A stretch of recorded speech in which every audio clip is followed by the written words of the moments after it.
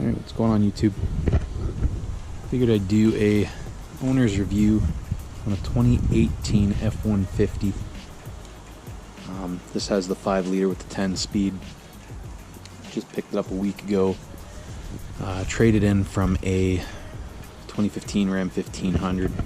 Love that truck, so hoping for big things from this one. Got this truck, I got a good price on it. Got a lot of the features I wanted. My biggest thing buying a new truck was I needed the 6.5 foot box, but I also wanted the crew cab, so it took a bit of shopping. The package on this is the 302A with the XTR package, which adds chrome, I guess. Chrome tow hooks, adds a silver here. I do like the way that looks. The wheels are chrome, and it has the chromed side step.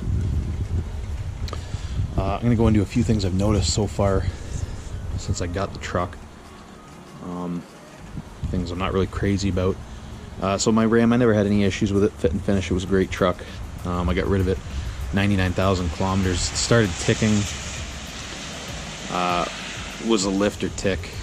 That's pretty common in those engines, and Chrysler was going to warranty it, but they were only going to replace the lifters that were ticking, and I didn't want any issues down the road once the warranty was up. So one of the issues I noticed already, this is all the way down, but the hood moves. Not really sure why. The tailgate will go around to the back. The tailgate never seemed to want to shut right, but I think that was due to Line X. Over here I could see a big gap. I took out the bump stops that were here. I think it was a Line X because it was there and there, made it too thick. So I took out the bump stop and I put some tape around here to thicken this up. It seems to be okay now, but you really got to slam it. I did have the tailgate drop once when I had the stops in there. Hasn't since. Pretty much it for the outside of the vehicle. We'll go inside. I'll show you some of the things I like, and I'll show you some of the things I don't like. Another thing is the pan heaters. Really easy to get to. My Ram, I think it was under the hood. I had to pop the hood a bit, so no biggie. But all right, go inside.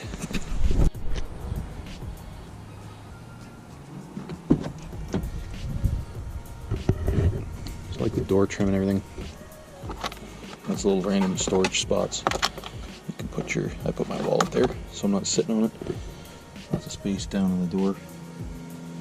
This is a soft touch material, which is nice. Chrome.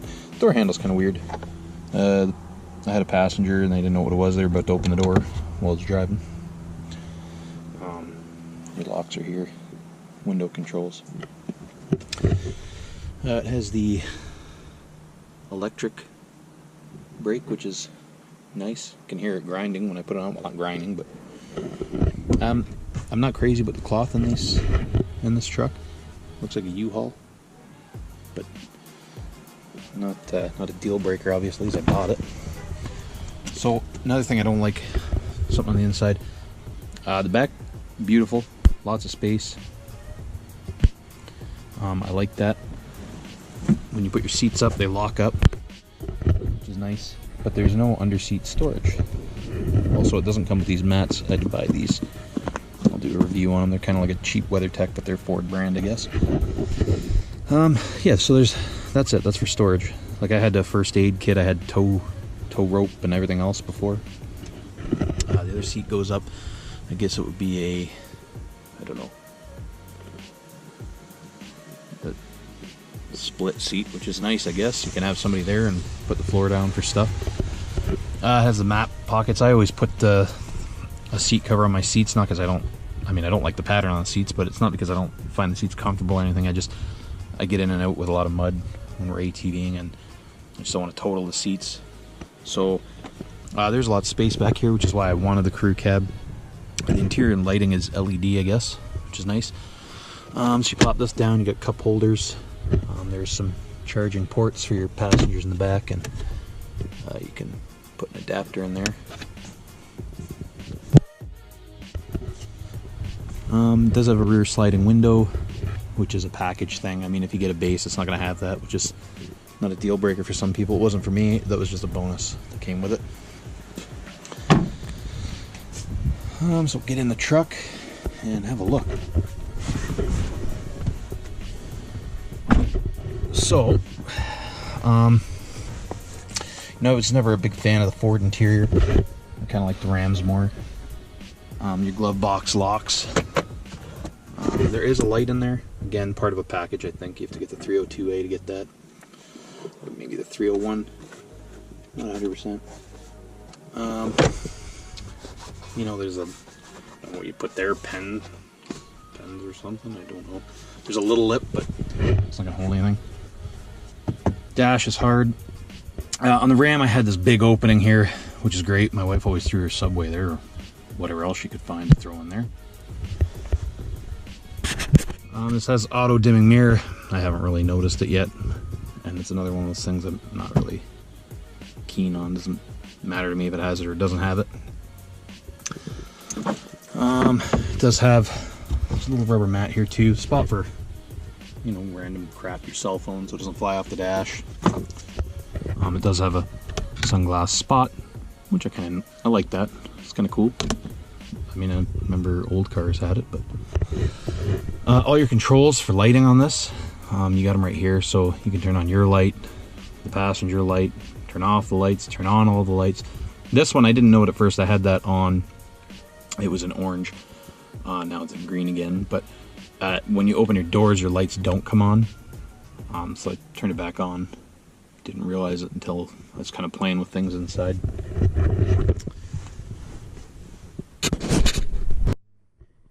So another thing I really like about this truck, the console. I'm not crazy about the cloth. Usually it's like a vinyl or something or whatever, like still comfortable, but so you open this up and it's got your little storage spot. It's not very big, but it's there. There's a little divot in the end. That's where I put my keys. So when I do sit it up, the keys don't go flying, which is kind of cool. You got your cup holders. This is for your phone. Cool, but what I really like is, and I thought my other truck was going to have this, but it didn't. So you got another console for stuff that you don't need as often. You can throw it in there. This comes out, so you can flip it around and you can have cup holders when you close the seat, or you can just leave it out for more room, or just flip it in there. I'll just leave it in until I realize I don't need it or something, I guess. The seat does lock up, so when you've got it sitting up, you just press this button and then you can pull it down. It's kind of hard to do with one hand. The passenger door, same thing. You got like a little storage compartment there. Lots of storage in the door. Same with the backs. You do have the storage, which is nice. You got the hooks for clothes, whatever else. That's basically the interior. Does have some nice chrome around the trim and stuff. Again, this is a selection, doesn't come with it. You can get the power outlet, and the inverter is just under this seat here. Let's see if I can get it up with one hand. Yeah, so there's the inverter. Again, no storage under the seats, which is kind of annoying, but not a big deal. You get your 4x4 here. This has a diff lock, I guess. You pull it out and it locks the differential. This truck has 355 rear gears. The trailer tow assist, I've got like 800 kilometers on the truck. I haven't got to toy with that. Your brake controller is kind of hidden, but I really wanted this because I've got my trailer there. And in my Ram, I had the cord coming down, and it was kind of a pain in the ass. This truck, again, it's a package thing. Heated seats, which I never really needed, but it's a cool thing to have. All your controls on your steering wheel, pretty easy to get to. Steering wheel itself is wrapped leather. I don't know what package that comes with, maybe 302A, I don't know. So we'll fire it up.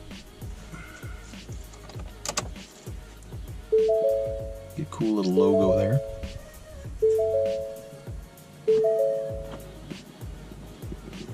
So when you start the vehicle, when you remote start it, remembers your settings. Once you actually start it, your heated seats should come on. They were on last time.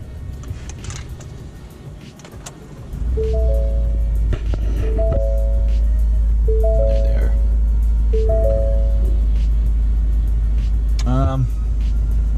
This truck has start-stop technology. If you don't want it, you just hit this button here. It'll come up orange. It'll say right on the dash, deactivated.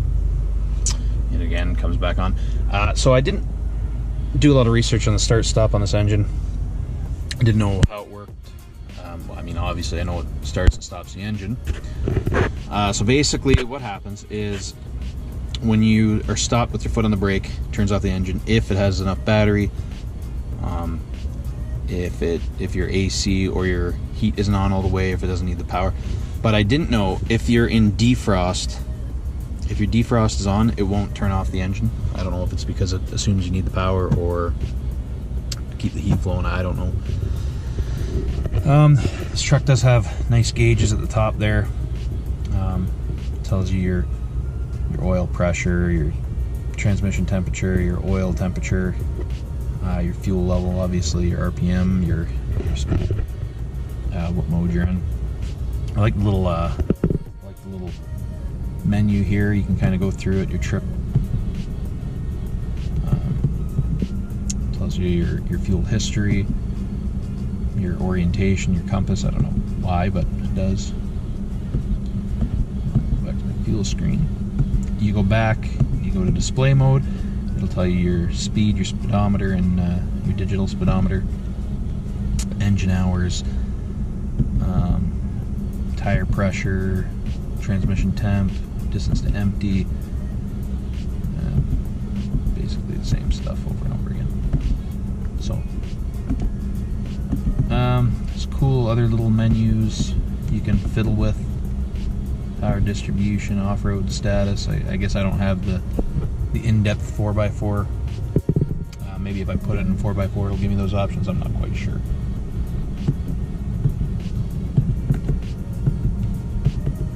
When you go to towing, you can set up all your trailer options. I believe you can name a trailer, so when you're towing that trailer you can set it up so it knows what trailer you're pulling. You can check how many kilometers you pulled that trailer, everything like that. Kind of handy stuff. The infotainment system, it's pretty standard, pretty boring. I don't like the screen. It's just really boring. Like if you look at the RAM, it's really colorful and it's got like a background with steel, all this jazz. There's a big RAM head, kind of cool. This one's pretty boring. So go to audio. You can change your sources. You can, it's your basic screen. I'm not gonna go too far into it. It's pretty boring. It doesn't have nav. My understanding is you can hook your phone up and you can put your nav from your phone if you have Android Auto on the screen, which is pretty cool because you don't have to look down at your phone all the time. Now, one of the things I do like is I will show you the FordPass app. So it loads up your car. You can lock your car, you can unlock your car, you can start the engine from pretty much anywhere. If there is a recall on your vehicle, it will tell you when you click on your vehicle. It tells you your fuel till empty, your tire pressure, oil life, the location, usually, not right now apparently. It's pretty cool. Oh, view important notice. Let's see, what kind of recall do I have here? Door latch freezing concern. Lovely. But it's still cool that it does it. So now we will take the truck for a drive and yeah, we'll go through that. Alright, so what we're going to do, I'm going to take it for a quick spin, see if you can pick up any of the noises from the transmission. We'll try out some of the other modes. Sport mode. The engine's still not broken in, so I can't really go into sport mode too much, but it's fun as hell, so we'll try it out. Truck's been running for a bit. She's warmed up. Take her out for a spin. You can hear the engine. Sounds pretty good. Except for outside the vehicle, it doesn't sound so good. It's got direct injection, so it makes tons of weird noises, but and when you let off, it makes a weird solenoid noise. No idea why.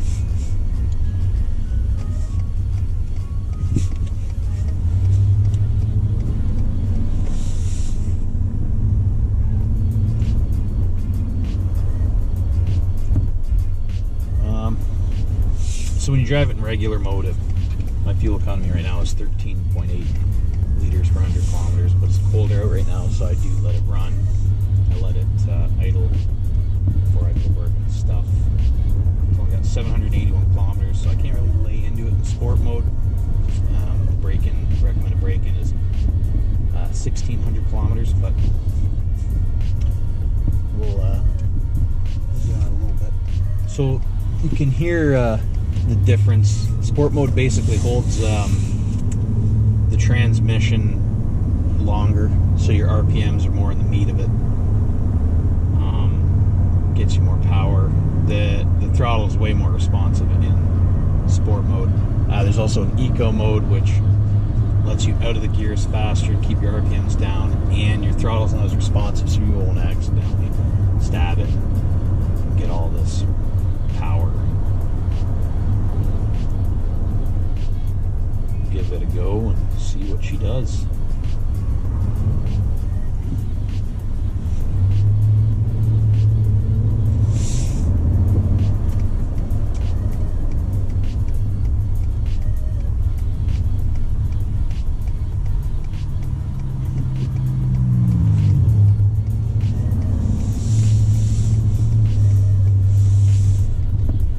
So we're on a bit of a back road.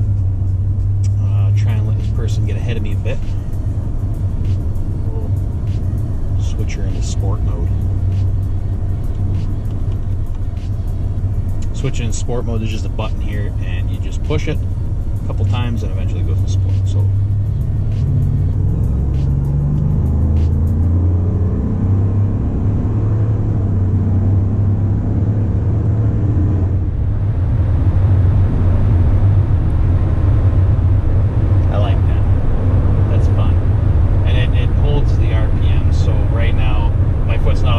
It's holding it at 3,100 RPM. So the second you give it throttle again, it's right there, right in the power band. Now I've got somebody in front of me, so I gotta stop, go back to normal mode. You'll hear the transmission drop right back down to regular operation. And again, I wasn't giving it very much throttle.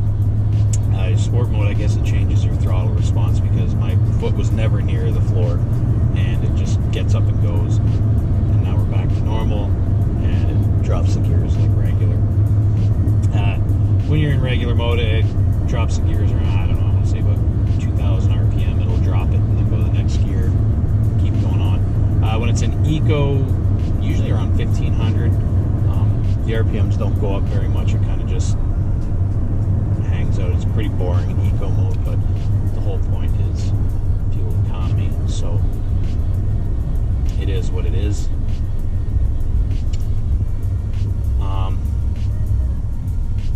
There's a tow haul mode. I haven't gotten to try it. You're not supposed to tow until after the 1,600 kilometers, the break-in period. Guessing it really doesn't want your engine RPMs up there too often. It does tell you to fluctuate. It says to avoid hard starts, but it tells you to kind of go up and down.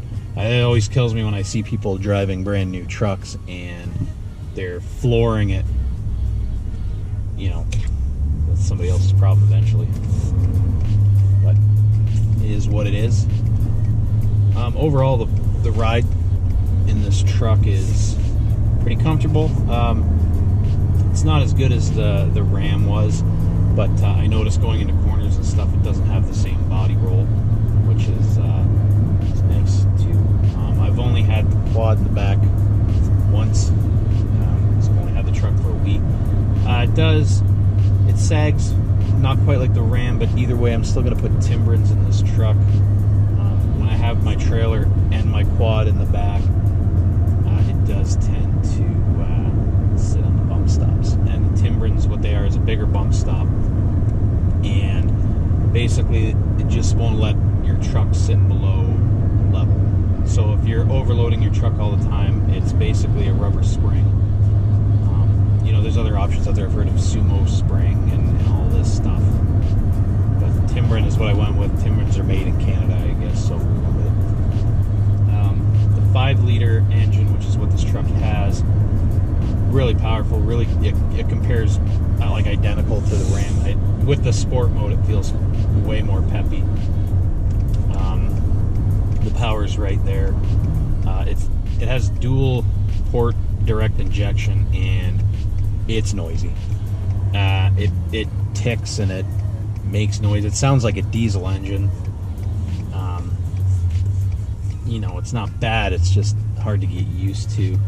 The Ram ran really smooth, but you know, it's not terrible. It's just different. The transmission is the hardest thing to get used to, because this transmission is really whiny, noisy. I don't know if it's supposed to be that way. It seems like a lot of them are. All the ones I test drove were that way. You know, it's not bad. It's cool watching the gears go up and down, because it does skip gears. You know, it's nice so far, but it's not broken in, so you know, I'll have to give updates. I do want to put the truck in sport again, just to, you know, why not? And you'll hear the RPMs go up, and it dropped gear, and now it's in sport. And I'm barely on the accelerator right now. It just wants to go, and it's super peppy. That's a lot of fun. I hope I don't get pulled over. But, you know what? You take the good with the bad. I'm not crazy about this truck, but I don't dislike it. I enjoy it so far. I'm just worried about the transmission and stuff. Like, it's really noisy, really whiny. I'm hoping it gets better when it gets broken in. Either way, I got 100,000 kilometers of warranty, so not a big deal. But this is my overall kind of review of the vehicle so far. You know, it's good. They're a lot more expensive than the Rams, and I was looking at the 2019s, and I know everybody gives, you know, I've never owned a Chevy, but everybody gives Ram grief, but I really like my Ram. I hope I don't regret switching to Ford. That truck was never back for anything in warranty except for near the end at 99,000, so fit and finish was good. So I'm hoping this truck holds up. It feels good, feels peppy. I like all the little new things. I never had heated seats on my other truck, so, and, you know, another thing is, you know, there were less things on my other truck to brake as opposed to this one. But I just want to give people an idea. If you are shopping for a new truck, if you're looking at the F150, a lot of people just give you the new review. I want to give you my week with it so far, and I'll update as I tow with it and as I, you know, go along, and things break in. The transmission could get quieter. You know, hopefully the tailgate starts staying closed. But other than that, like I said, the fuel economy right now, and I'm not always on it. I'm pretty conservative. I try keeping it in eco on the way to and from work. The start-stop has not been going on and off because, again, I have my defroster on. It's getting cold here in Ontario. But 13.8 liters per 100 kilometers on average so far. I think my tripometer 2, which I reset when I first got the truck. Let's see.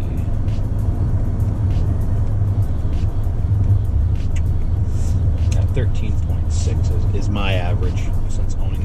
13.8 is the lifetime. I know at the dealership it was probably idled quite a bit, you know, and I'm sure it was taken for a couple test drives. Hopefully they weren't flooring it, as it's a new truck. But other than that, I mean, there's not really much to say. I'll update you as things go along. The noise in the cabin is not too bad.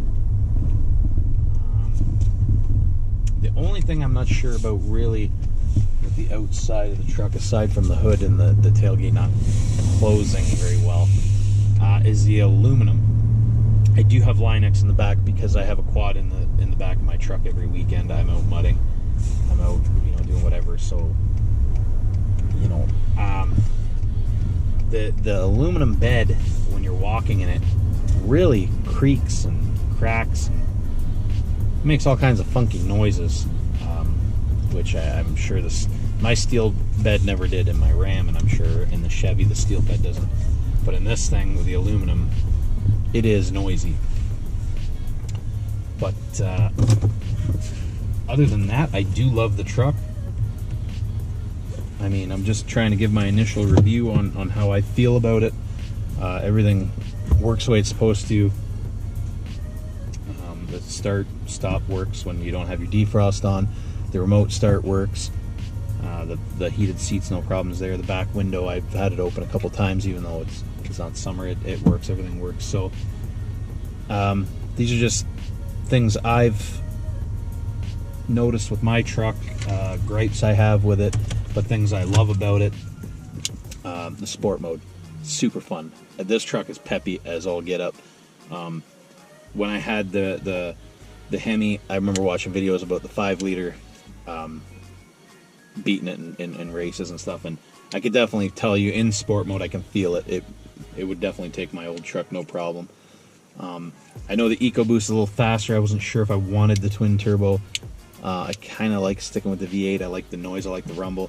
When I'm towing my trailer, I didn't get great fuel economy with my Ram. With this, I expect to get a little better, just because of the gears, more speed. So 10 speeds should help with that.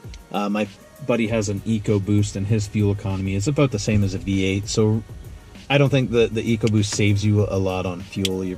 It's probably the same, and I know that EcoBoost is a little peppier, but I went with the 5-liter. It's made I think it's made in Windsor, Ontario.